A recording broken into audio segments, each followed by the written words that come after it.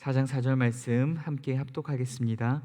가늠한 여인들아, 세상과 벗된 것이 하나님과 원수됨을 알지 못하느냐? 그런즉 누구든지 세상과 벗이 되고자 하는 자는 스스로 하나님과 원수되는 것이니라. 아멘. 기도하겠습니다. 사랑과 은혜가 많으신 하나님 아버지, 하나님, 이 시간에도 주 앞에 불러 우리로 하여금 주님을 예배하게 하여 주시니 감사합니다. 이 시간에 예배할 때에 우리의 온 마음과 정성과 뜻과 힘과 생명이 주 앞에 부어지는 귀하고 복된 시간 되게 하여 주시고, 주께서 우리의 마음과 예배를 기뻐 흠양하여 받으시고 하늘문을 여시고 넘치는 은혜와 평강과 위로와 축복을 우리에게 내리워 주시는 귀하고 복된 시간 되게 하여 주시옵소서. 우리의 인생 가운데 참으로 고난과 시험과 유혹이 많다 할지라도 우리가 오직 우리 주 예수 그리스도만을 남편 삼고 우리 주 예수 그리스도만을 기다리는 귀하고 복된 삶 살아갈 수 있도록 인도하여 주시옵소서. 주님, 이 시간 말씀 듣기를 원합니다. 성령께서 이 말씀을 깨닫게 하여 주시고 이 말씀이 우리 자신을 향한 하나님의 약속의 말씀으로 들려지게 하시며 이 말씀이 우리의 마음판에 새겨지고 이 말씀 붙들고 믿음의 선한 싸움 싸워내어 이 말씀이 곧 우리네 삶이 되는 은혜를 우리에게 더하여 주시옵소서. 함께 하시기 소원합니다. 거룩하신 예수님 이름으로 기도드립니다. 아멘. 오늘 말씀 가늠한 여인들아 라는 주제로 함께 말씀 나누고자 합니다. 오늘 본문에서 야고보 사도는 가늠한 여인들아 라고 매우 공격적인 어조로 말씀을 시작하고 있습니다. 여러분, 그렇다면 이 야고보 사도가 지적하고 있는 대상은 과연 누구일까요? 그들은 바로 신앙의 자유를 찾아서 열방으로 흩어진 기독교 유대인들입니다. 그들은 신앙의 자유를 지키기 위해 자신의 삶의 편의와 유익 그리고 삶의 모든 터전을 버리고 열방으로 떠나온 자들입니다.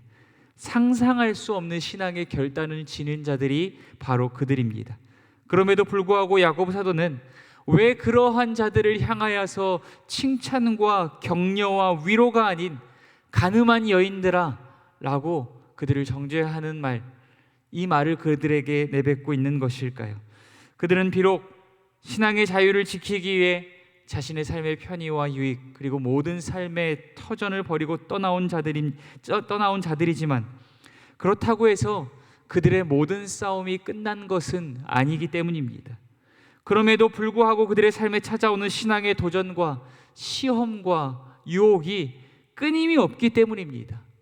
그리스도인으로서 이 땅을 살아간다는 것은 매일매일이 영적 전투의 삶이기 때문입니다. 오늘 우리도 마찬가지입니다.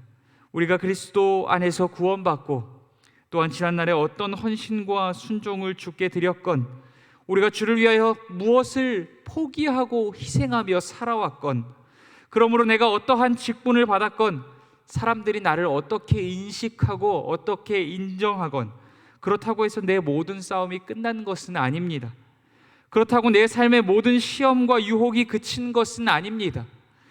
그렇다고 해서 내가 삶의 모든 시험과 유혹을 이겨낼 만큼 초연해지고 성숙해진 것도 아닙니다. 우리네 삶은 매일매일이 끊임없는 영적 전투의 삶인 줄 믿습니다. 그러므로 오늘 우리는 이 야고보 사도의 경책에 귀를 기울여야만 하는 것입니다. 야고보 사도는 어찌 사랑하는 형제들이라 불렀던 성도들을 향하여서 가늠한 여인들아 라는 정죄의 말을 내뱉고 있는 것일까요? 지금 신앙으로 인하여서 예수를 택함으로 가난과 고난의 길을 걷고 있는 성도들을 향하여서 가늠한 여인들이라고 외치고 있는 이유가 무엇일까요? 본문의 말씀을 통하여서 함께 묵상해 볼 수 있도록 하겠습니다. 야고보 사도가 성도들을 향하여 가늠한 여인들이라 외치는 것에는 구약의 배경이 담겨져 있습니다. 구약시대에 하나님은 이스라엘 백성들을 자기의 신부요 자기의 아내라고 부르셨습니다. 그들과 광야에서 함께한 시간을 신혼의 세월이라고 표현하셨던 하나님이십니다. 하나님께서 이스라엘을 구원하시고 그들을 광야에서 만나와 메추라기와 반석의 물로 먹이시고 또한 그들의 삶을 책임져 주셨습니다.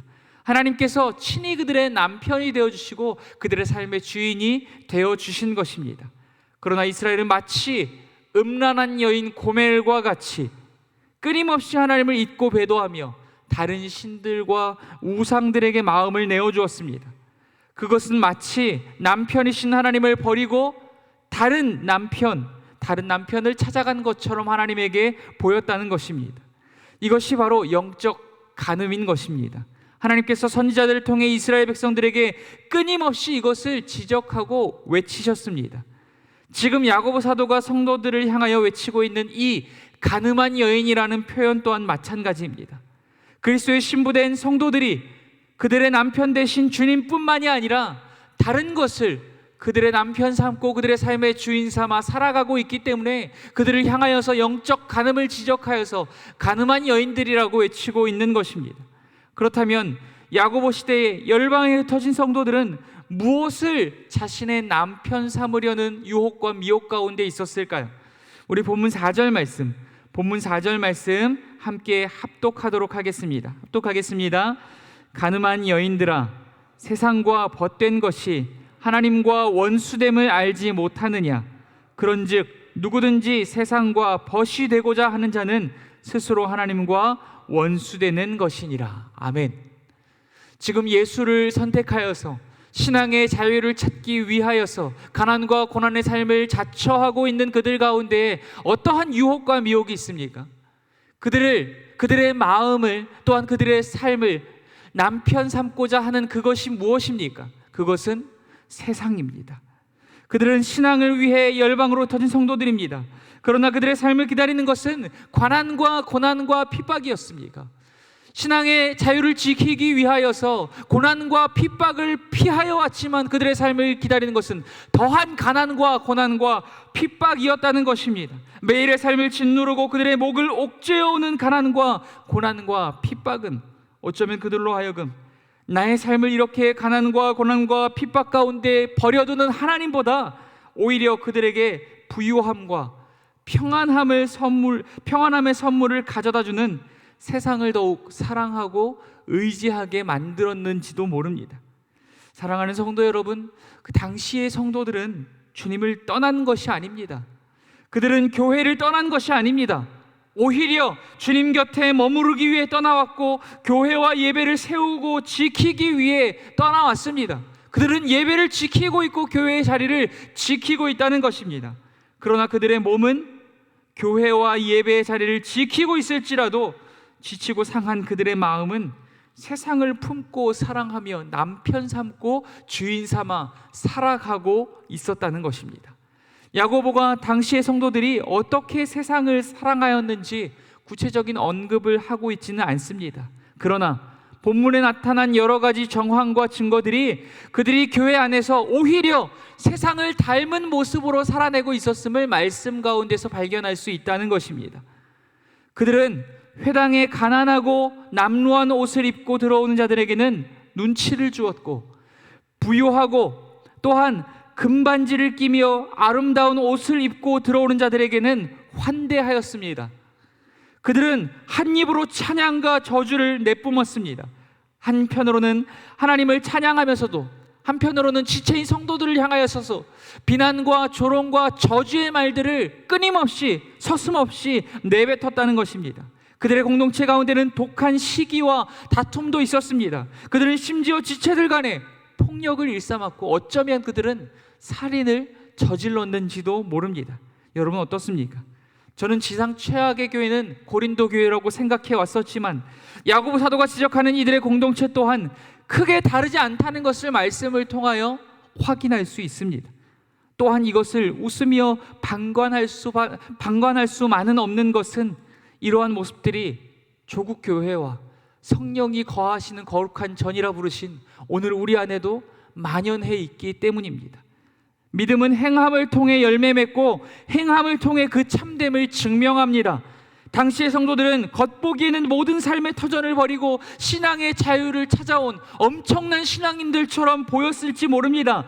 그러나 그들의 공동체 안에서 보여지는 그들이 맺고 있는 열매들은 어떠합니까? 세상보다 더 혹독하고 비참한 세상의 모습을 교회 공동체 안에서 그들이 내뱉고 보여주고 열매 맺고 있었다는 것입니다.